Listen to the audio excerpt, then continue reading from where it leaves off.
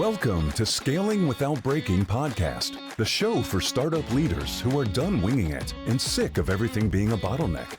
Your team's growing, the cracks are showing, and what got you here is officially breaking. Each week, you'll hear raw stories, sharp strategies, and real talk from founders, operators, and advisors who've scaled through chaos and built companies that run without constant firefighting. If you're ready to start leading like a CEO and move beyond just surviving, you're in the right place. Here is your host, Roland Siebelink.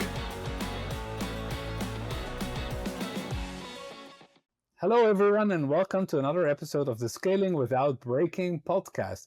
My next guest is very special. He is building property management and homeowners associations of the future. His company manages more than 200 buildings and over $200 million in assets.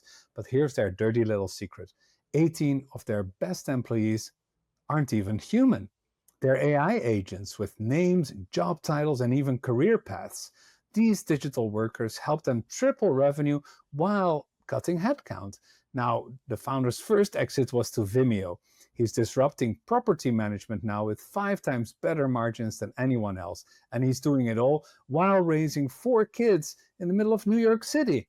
With that, everyone meet my guest, Yotam Cohen. He's the CEO and co-founder of Daisy. Welcome to Scaling Without Breaking, Yotam. Hey, everyone. Great to be here. Excellent. So, Yotam, let's dive right in. Do your AI agents have performance reviews? All right, let's dive into the AI agent first. So first of all, yes. The short answer is yes. We actually have built also a system around the AI agent that enables us to constantly check their performance before they are actually going live, so we can make sure that the performance is accurate. So we built this 100 questions and answer test that every time we release a new version, we can actually run it through them and see that they actually get it right. We are getting the accuracy we need. But more than that, we actually look at them as team members. We have names and we celebrate anniversary for them. They're working with us and we are promoting them to do more and more things within the company. But in the end, the goal of it is really to help us provide better service to our customers. Yeah. So, it sounds like you're actually managing your AI agents better than most founders are managing their human employees, right? So tell us a bit more about those 18 named AI team members who are crushing it so hard that you actually did reduce your human headcount while tripling your business. Yeah, so the bottom line is that in the end, when you think about managing HOAs, buildings, there is a lot of administrative work that needs to happen when you run a building, right? From filings to coordination to even a lot of documents that you need to scan. And so AI in general really helping us to do all of that work in order to free up the work of the humans we have on the team to focus on what really matters, which is caring for our customers and really looking more strategically on the HOAs we manage, on the customer, and helping them on the more complex issues that they raise. Because in the end, running a building, which is a 24/7 business, has a lot of parts to it and a lot of parts for it. And some of it can be done by technology, actually most of it. So using technology in the end really helps us to elevate the service we're providing. Like other industries have been transformed, and the way that we commute, the way we order our food, all of that has transformed completely. That's exactly what Daisy is doing to property management and to running HOA. Okay, so it sounds like your AI agents are particularly helpful because a lot of the industry you're disrupting has many routine aspects to it that technology is probably better at managing than people are, so that they can focus on the guest experience or the renter experience, I guess. Yeah, I think in the end there is a new term called AI native, which is basically companies that have started in the last few years from the get-go is building their own operating model on top of technology as opposed to doing it with people. We can actually take this mundane day-to-day work that can be done by technology and just replacing it. So as I said, we can free ourselves to focus on more complex, more things that require that human touch and that caring and warmth. Because in the end, Daisy runs today, as you said, over 200 HOAs, which is actually 4,500 homes of people that live Wow. in those places. This is where people live, and we care a lot, and we want to help them, and we want to solve problems quickly. So using technology really enables us to do that. And I think AI came for us in the right time and really enhanced what we already started to build. Okay, so walk me through a day in the life of one of your AI agents. You're like, what's your best performer? So the first one we actually launched, which is also the best performer one, is an agent we built to help onboarding new customers. Yep. Right. So but basically we take a new HOA that moves to Daisy. There is a lot of work that needs to happen in order to make sure that its building goes live in the best manner possible. This agent, his name is Steven, Agent Steven, basically helping us interacting with the previous management company, making sure we are collecting all the information we need, analyzing all these documents, finding some places where we can maybe save costs, uploading all this data to Meadow, which is the Daisy Brain a database, Yep. and really structuring all that data. And Agent Steven is literally operating on its own. I can give you a funny example we had, which is he's connected to Slack, so that he interacts with the team. The team asks to do something, it comes back to them, it follows up, it does everything on its own. And in one case, he or the bot was trying to interact with the previous management, and nobody was answering them for a few days. So he actually flagged to the team if somebody can call the management company because nobody's answering. But it's not written anywhere that you need to escalate it or recommend somebody to call. So it was a whole autonomous decision to escalate, basically, right? Escalate and to think of maybe somebody will call them because they're out of office and like so it's amazing to see with AI today where it can go, right? We have another agent that monitors some of the incoming messages we're getting today and to try to identify and route to the right person to solve and actually identified a phishing attempt. So we got someone who tried to do a phishing attempt. It's not written anyway that it needs to do that, but it was actually saw something like DocuSign that thought it's a phishing attempt and told us, listen, I think there is a phishing attempt here. And we looked at it. Wow, that's so Actually, impressive. it's crazy where we are today. And This is just the agent making its own logic and starting to derive that. That's excellent. exactly. So we are constantly experimenting that. We always create these flows where we have this human overseeing. So the way we look at it, every bot has a manager. That manager is overseeing the work of the agent, making sure that everything is in the right quality. But overall, it's been amazing to see where technology can take us. And again, in the end, it's really just to provide better service, right? Of course. To do it in a better way for our customers. Yeah. So you already touched upon this a little bit, but how do you handle the human employees who report to or work alongside AI managers? Do you actually have that, like people reporting to AI agents? At this point, it's one step too far. And Okay. at this point, the agents are reporting to basically the humans. But I will say that in one area, we build like a group of agents. So one is the supervisor, and then the others are doing the work, and they report to the agent, but the agent then reports to a human. I think it's going to be really interesting to see where we are going with this. But overall, very powerful technology, can do a lot more than what people think today. It's just about how you implement it and how you Yeah. create these guardrails that enables you to make sure that you're doing the right job in the end of Okay. So are the older human employees you have, are they all managers or do they also work alongside agents like at a similar level as you would say traditionally? So again, I think it's working with them. And they're again from our team is really about the fact that it can help them do their job better and Yep. take offload from them the mundane work at this point. And I think going forward, we'll see this growing and making more and more decisions on its own. But for us, it's AI. I think that also for a lot of companies, it's a cultural shift, and I think it needs to come from the top in every organization. If you really want to change your company and change the culture and have people think AI is something that you really need to create a lot of cultural shift within the organization. I can tell you we have people in the operations team that are building things on their own with vibe coding.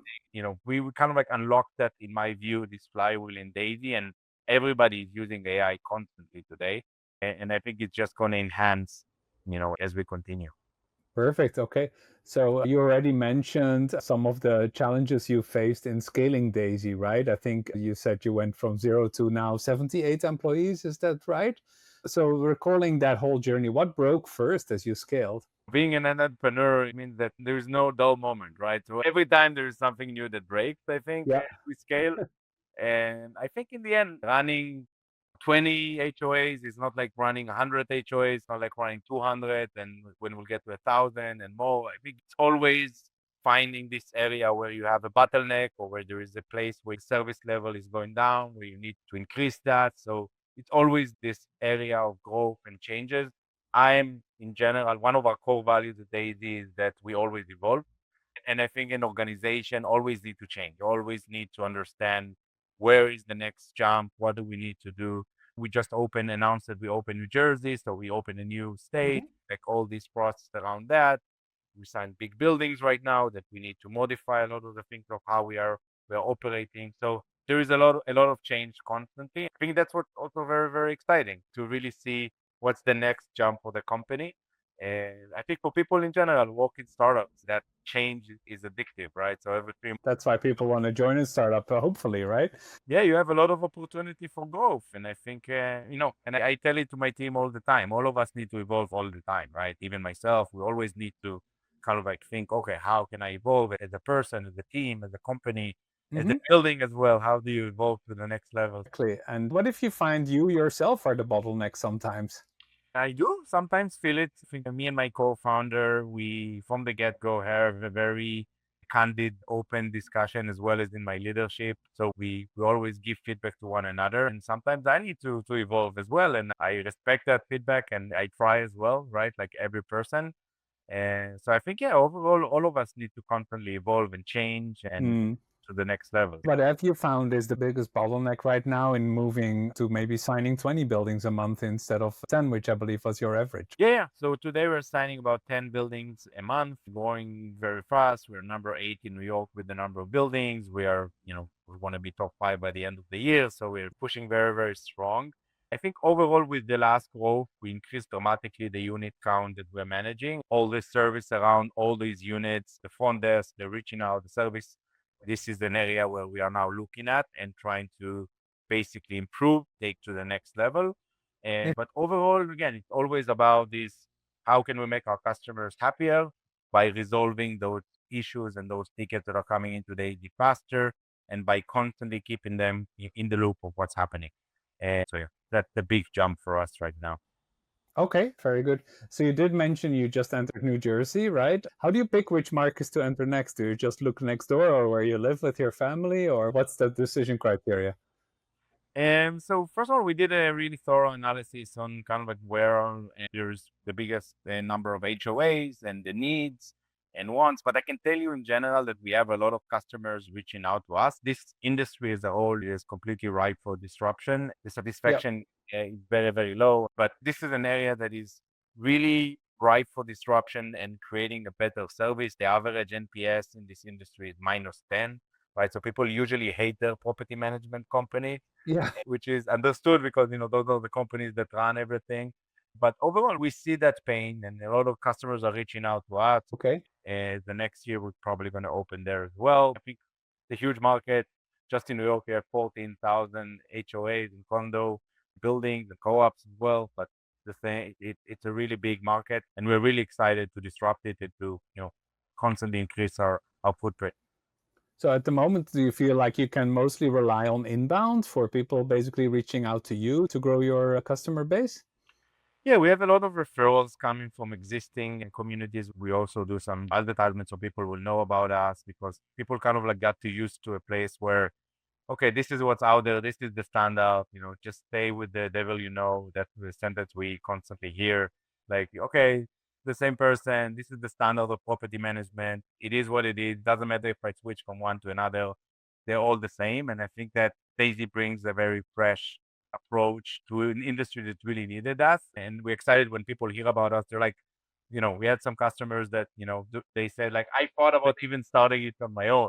And then, yeah, Didn't you because I'm start so this whole thing passionate. because the elevator was broken? Yeah, that's exactly that. I think in the end, board members, those are people that volunteer. They are taking the job for the entire community to actually help the entire community. They are leaders. Usually, those are people that take the job on top of what they do on their day to day. And they Right. just want to work with someone that is capable, that can work with them, taking their community to the next level. And I think a lot of them are really, really frustrated. So when they hear about us coming with all the energy, with all the caring, with all the technology to really solve the problem that has been here for so long. I think all of them are very, very excited. And we see it with the communities we manage and what Hmm. transformation we're able to do in those communities. They are coming to us with a lot of problems. It could be mechanical problems, but facility problems, could be financial problems, but really the goal for us is taking them and transforming them, making their building and community healthier, and then elevating it even to like a much more of a sense of a neighborhood. Because in the end, when you think about it, HOA, it could be single family, it could be a condo. They live in the same place. They share decisions, budget, they share the space together. It's a really interesting ecosystem. It's like a mini city sometimes. We have a building now, 420 units that we are onboarding. It's a mini city, right? And I think it's a huge budget, a lot of decision, a lot of kind of like relationships. And I think that if you bring that positivity and transparency and this execution level, I think it really transforms the feeling because we have a saying at Daily that says that a close neighbor is better than a distant relative, right? Because those are the Absolutely. people that live next to you. If you need something, if you feel comfortable in knocking on the door and asking for something, I think that's what we want to create, right? What I we're love that it's not just about numbers, but also about a mission of making HOAs loved again, almost, right? we have in our app groups, right? So we have groups. You can join different groups of parents, of Yeah. cats, and it's just amazing to see people write stuff like, I'm going upstate for the weekend. I have this meal delivery that I get every day that somebody wants it because I'm not going to be here, or Yeah, some those simple things, right, that you would use a bulletin board for or something, right? amazing to see those connections. We have buildings where people found out they work in the same place and they kind of like started to work together, or kids that are now playing with each other. And I think in the end, if you bring that positive approach to the community, then it changes everything. Yeah. I did wonder, reading through your materials, if there's also a typical persona or like personality that would be more eager to try out Daisy? Like concretely, like who would you be able to convince a 70-year-old HOA president to trust technology and an AI with their building's finances, for example? Or is this still where you can already tell up front, like, oh no, that persona is not going to be a good fit for us? I think it's less about the age, and I think it's more Yeah, about the mindset, right? So right. we call it kind of like the innovative board members. Those are the ones that find us and Yeah. bring us to the table. But as I mentioned, we manage today 4,500 units in all our communities. So we have all types of people across the board that are using us. Again, you don't have to use the app. You can call us, you can email us. We do get some checks delivered. So we have all of that as well. Exactly. Overall, Yeah. that the world is changing. People are using Uber, people are using That's DoorDash. true. That's true. People are But starting. at the moment, it seems like you're at this stage where you're mostly able to count on early adopters and inbound. And then at some point in time, you'll have to move to more mainstream and do more outbound, right? What's your plan to consolidate this fragmented industry? Yeah, so again, from the focus on our side is really to make our customers happy. And Yeah. we're really looking at the numbers and how many tasks are open, how can we close it faster, implementing SLAs, really making sure that everything is flowing in the Hmm. right manner. And that's kind of like our compass going forward. And in terms of growing, we have, as I said, a lot of place to grow just in New York, New Jersey, expanding to more states. And we're really excited about, in the end to be in all 50 states. And really that's what's exciting for us. It's a huge market. There are like 365,000 HOAs just in the US. Wow. They are being managed by 18,000 property managers. So it's a very fragmented industry as well. For us, it's really just continuing to grow and with more and more communities every month. Yeah. And those are the best industries, right? Those old fashioned industries ripe for disruption. I love it. So, Yotam, you also mentioned you have teams both in Tel Aviv and New York, right? So, how do you manage that divide between the two teams? Yeah, so in our Tel Aviv, in Israel office, we have the product and R&D. My co-founder and CTO sits over there. They develop all the really cool and sophisticated technology that we built, from the neighbors app to the dashboard that we have for the board members to the brain we call Meadow that automates and uses all Hmm. the agents that we mentioned before. And so they are developing all of that. And then here we have basically all the operations, marketing, Yeah. And so, yeah, it's not easy, but it was like that in my previous company as well. I learned a lot from there. So we are doing a lot of activities to really connect everyone together. We have a screen that is open in both offices. Like a portal. Yeah, so I it's like love it. a coffee place where people get coffee. They can actually see each other and shout, hey, what's up, etc. We fly a lot of people, right? Good, good, good. Yeah, yeah. Can really connect and understand, and so that we do as well a lot. But overall, again, there is a lot of connection between the teams. There is a lot of back and forth. We use the Slack for the internal communication, so there is a lot of really good and positive communication, and I think it really brings a lot of the good of two worlds, right, into to what we're doing today. Exactly. So no matter how many engineers you have, of course, you still always have to prioritize, right? So how do you decide what to buy, what to build in your tech stack, and what to ditch altogether? A great question. I think it changes, obviously, as you said, but in the end, I think our decision was very different than a lot of other startups. So a lot of startups, even in the real estate world, in prop tech world, said, okay, we'll build, this feature, we'll build this app. Our belief is the only way to really change the fundamental of this industry is to be a full stack AI native property management, to Yeah. actually own the service end to end. That Hmm. enables us to really rethink things that have been operating in a certain way for decades Yeah. and actually make decision according to the data, according to our customer satisfaction, as opposed to making decision according to, that's the way it's been done for years, right? So in terms of decision of what we're building, we are really focusing on, first of all, the interface for the customers to enable them to get all the communication they need. The first feature we released was the dashboard for the board members, after the app for the residents. So that's really where we invested a lot of time to really create that trust, because this industry really lacks a lot of trust. So we invested a lot in communication and making sure that people are aware of what's happening, how much money they have in the bank, Yeah. what's happening with this stuff. So we invested a lot on that. And then in the back, we obviously took every core service of property management and we built this very sophisticated workflow that uses AI and agents in order to automate and to make things faster and to resolve things in a faster manner. Things that Yeah. we haven't touched today until now, but I think it's going to come in the future are around more IoT areas where I think there is a lot of opportunity as well to make, like you can think about it like the vision of our technology will be like autonomous HOA, or Right.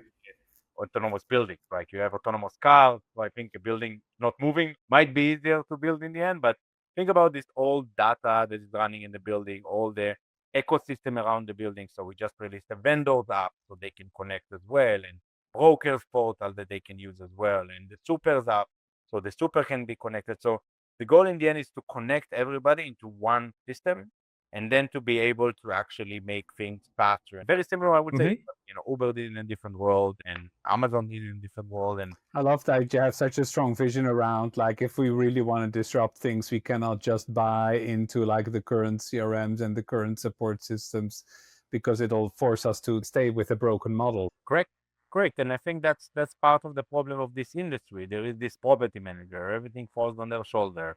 They need to do everything. And it's hard to be a property manager in a traditional management company because you do everything. You have this, sorry, 7 buildings, you need to take care of them. And they just can't really handle all of those things. And there is no system. There is no a place where everything is actually sitting in one place. So you can really Hmm. understand. I can open any HOA we manage today and I can see exactly what tasks are open, what the status is. We can have metrics of SLA, of how much time it takes us to resolve things. And we build this entire operating system in order to disrupt completely the way it's been done. So what was actually for you, Yotam, the moment when you realized that the building management industry was completely broken? Tell us about that moment that you realized it. Yeah, I think the best ideas come from a personal need. So Yeah. I co-founded a different company called Wibbits, and while I was there, I did a mistake of joining a board of my building. The reason I did it was I was living in a building that we had an amazing experience, and then I moved to a different building where it was horrific. The elevator was down, the financial were a mess, and they were doing like an assessment. And I'm like, why are they doing that? Nobody explained anything to us, and was very frustrated from the experience there. I didn't want to be that neighbor that just complains all the time. So I said, Right. you know what, guys, I'll join the board. Let me just help. I'll organize some things. I'll create for us a bit more structure. And I joined the board, and I was like, what the hell is going on here? Like, where is my dashboard? I can't even see how much money we have in the bank. Like, what's going on here? Like, it's Mm-hmm. crazy to me to see that coming from tech, from a startup, and seeing how antiquated it is. And I can't reach someone. Nobody answered. It was really, really a bad experience. So I said, okay, like on one hand, it can be amazing to live in a building that everything runs really well. On the other hand, it could be very, very frustrating. And I was really intrigued by this ecosystem. So I invested a lot of time in researching and talking to other board members, talking to property managers, understanding, what's happening currently in this industry. And I found this huge industry that is really ripe for disruption, but also can really make impact on people's life. And that was what I wanted to build. Want to build something that is really impactful, that changes people's life, and managing people's home. So we manage Exactly, right? the elevator to the hot water to the community. We are managing all those aspects. So I was very, very excited about this because I saw a lot of opportunity to build something really, really meaningful. We To use started. the Silicon Valley founder cliche, you're really making the world a better place. And again, I think building by building and community by community, we are making each one of them better place for people to live. You can take two buildings, right? Two similar buildings. They are identical. The developer was the same developer, same amount of units, same elevator, same lighting. Everything could be the same, but one could be an amazing building you live in, and the other one could be a really bad one. Yeah. Just from the way it's being managed. And you never know before you move in, right? No, you don't. And I think that's exactly what we're trying to solve. We're basically taking those buildings in a bad place and then trying to really get them to a place that, it's great to live there. The life of the board is easier. The life of the resident is easier, but also the building is healthier. That's awesome. Share a story with us of a skeptical client who became a big advocate. Oh, that's amazing. So I think first of all, I will say like the first customers to get them on board was hard. Uh-huh. Actually, it was during COVID, and I was, here trying to sign the first here in New York and trying to sign the first building, and it was very hard to convince someone. Think about like I'm coming, I'm not managing any building, I didn't come from real estate, and I'm basically telling board members in Manhattan, trust me, I'll manage your building in a better way. Right. The first ones, that's like for any new starting consultant. If you don't have referrals, then what the hell are you doing, right? Exactly. And those are, apartments that worth a lot of money and they put a lot of trust in us to do it better. So it was very hard to get the first customers. I remember even running in the city, trying to give like letters to board members, trying to find it because it's also hard to find board members because it's not Yeah. on the LinkedIn that they are board members. So we really were struggling. I think the first 6 months to sign the first customer was very, very hard to convince. But I think in the end, they trusted us, the first ones that are still with us for a few years already. And it's been very, very exciting since. In the beginning, they were saying, okay, you know what? It can't get worse than what we have today. Can it get any worse to what you have today?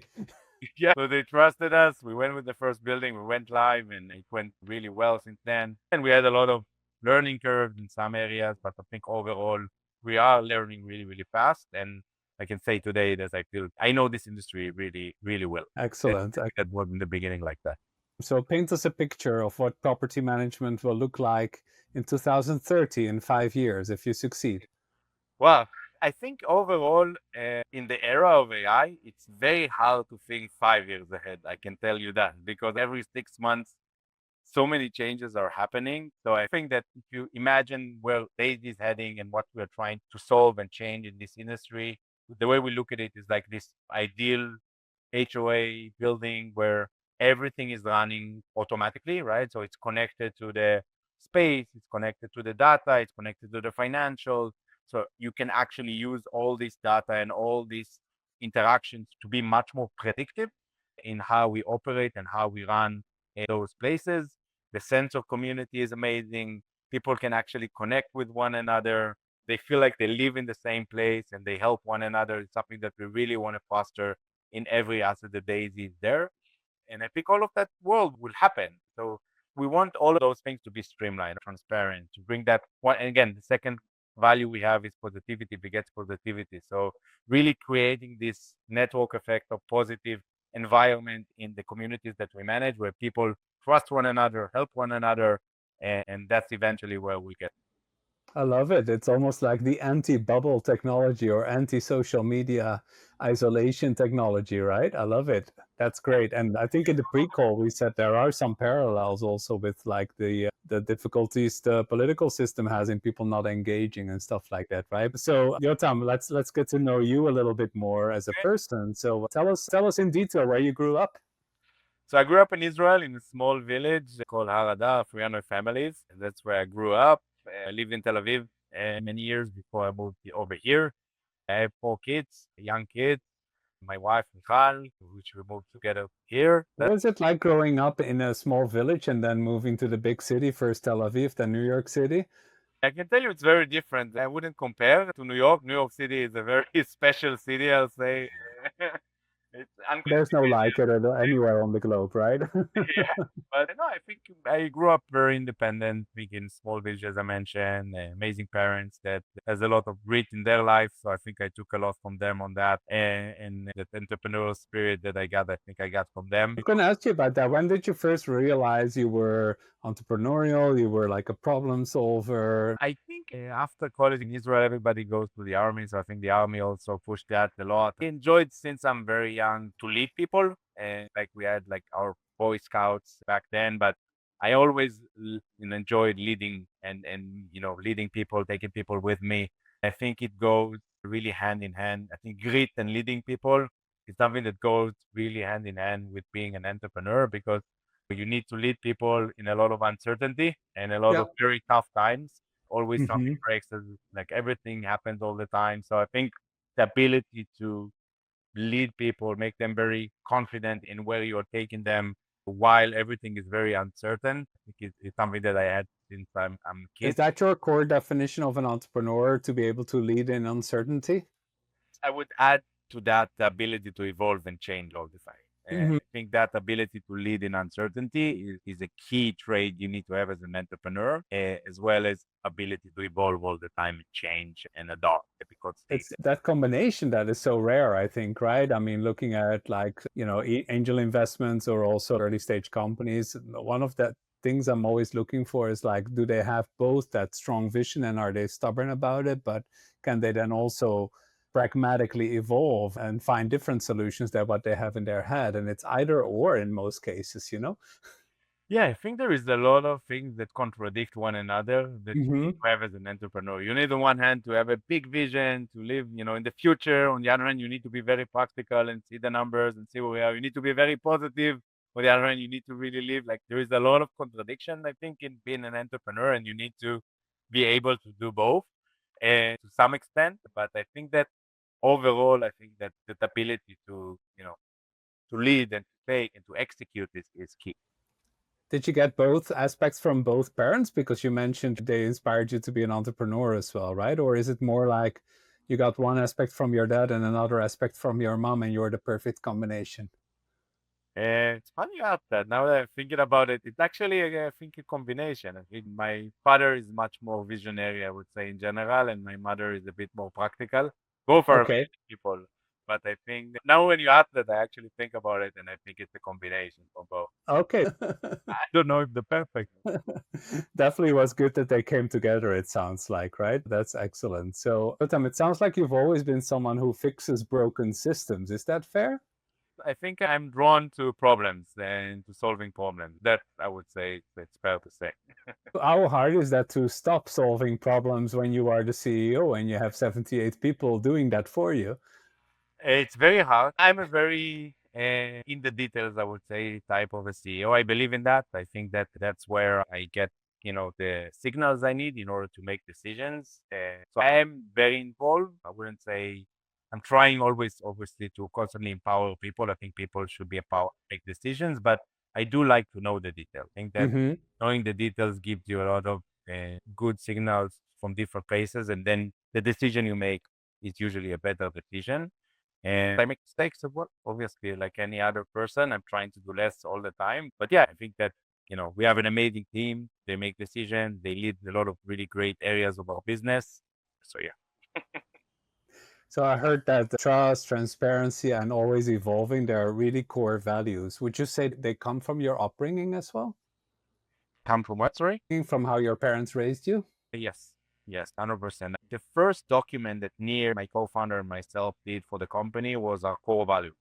We actually Uh-huh. sat with each other and each one wrote the three biggest traits of each other. So I wrote about him, what I think are the three ones, and he wrote about me. And then we looked at those six things that we wrote, and from that we created the four core values for the company. And since then, those are the core values. And I think it's important because in the end, you can't bluff values. It's who you are. And I think that if you act like that and those are the core values of the company, then I think it has the biggest impact on the culture. So yeah, that's how we started. Can you illustrate some of your core values again and then why they are so important to you, those Yeah. particular values?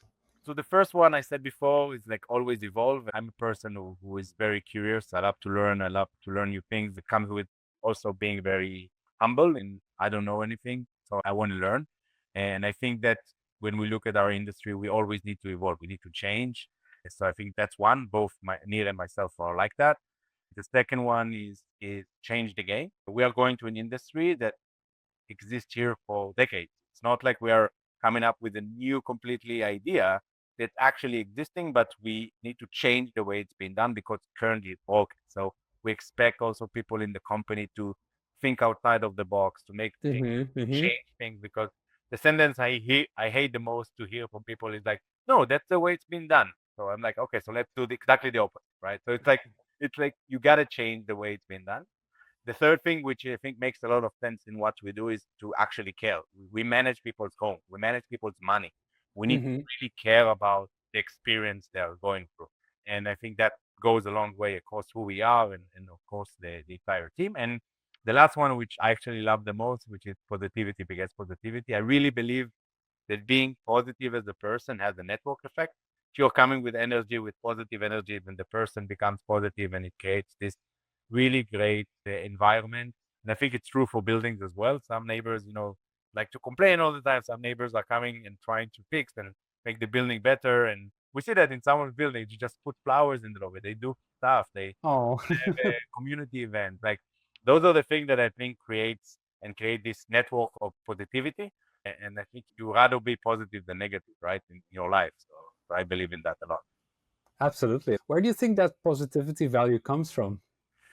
Wow, it's a good question. I don't know. I think I really don't know. I don't know. Were you always this positive or focused on positivity as a child as well? I need to ask my parents. But I think yeah, I don't know. I feel like it's who I am. I just enjoy, you know, life as a whole. There is so many things happening, bad things, good things. The ability to see the good things more than the bad trait is a good trait. I think in the end, there's a lot of good things happening, and I think people don't always appreciate that in their life. But that's who I am. I don't really know. I can't pinpoint where it started, but that's how I see it. Well, it sounds like you did get that from your family, or maybe somebody who was an early teacher or mentor, or does anyone come to mind by any chance? No, I don't have a specific person that I feel it came from. And I can tell you that in my family in general, my parents and my brother and sister, we are all very ambitious and very like people that do things in life in general. So I don't know, maybe it came from there. Excellent. Okay. Well, very good. I think we often do reflect things from our childhood and teenage years without even knowing, right? So that's always a bit of guessing game. That's absolutely normal. Maybe the other way around. Last question. What's the one thing that you've learned from parenting that makes you a better CEO? And a lot of patience. If I need to pick one thing, no, I think in the end, sometimes you need to really understand where the person you're talking to is at right now. With kids, it's easier because it's your kid, they're young. So you always kind of like assume, that they still need to learn, etc. So I think you're much more patient on those type of things. But I took a lot of it to work as well and the ability to really see people where they are. I think that enables me, I hope so, to be a better leader and to connect with people in a different level. Exactly. Yeah, like that somebody else's reality is not necessarily your reality, and they're at a different place in many cases. I love it. Tom, that was great. I've loved this interview and the energy coming out of it. So tell us how people can reach you and give us your contact information, how they can get in touch. Great. So, you can find me on LinkedIn, Yotam Cohen, or on Twitter or X, basically. Yotam, and also my email, yotam@jointhead.com, and our website is jointhead.com. So Okay, perfect. And I'm also happy, of course, for people that know me to introduce you to Yotam as well. So thank you again. This is amazing. I'm sure the listeners will love this conversation. And thank you for being on the show. thank you for inviting me. The Scaling Without Breaking podcast requires more than a conversation. It takes action, research, and collective wisdom.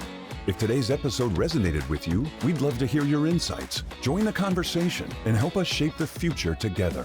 We'll be back with more stories, strategies, and real-world solutions that are making a difference for everyone. In the meantime, be sure to subscribe, rate, write a review, and share it with someone you think would benefit from it too. Thanks for listening, and we'll see you on the next episode.